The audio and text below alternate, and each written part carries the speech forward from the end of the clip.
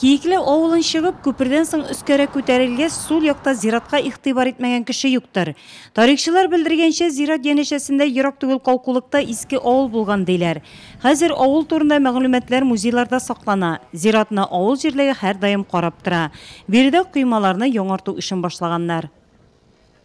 Авыл җирлегендә безнең 5 зиярат исәпләнә.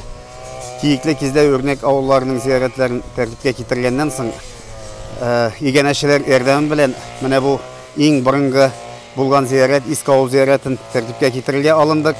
Узган ел эшне башлаган идек. Бик агачларны кисеп, чистартып эшләр эшләнгән иде. Инде быел игенәчеләр ярдәме белән тимер коймалар алынды. Менә бүгенге көннән башлап эшләрен яшь отросткаларын чистартып чыгабыз. Шуннан соң тимер баганалар утыртып, зиярәтнең тирәсен тимер рәшәткәләр белән әйләндереп алып, буяп чыгарга ниятлибез. Бу безнең изге бурычыбыз булып санала.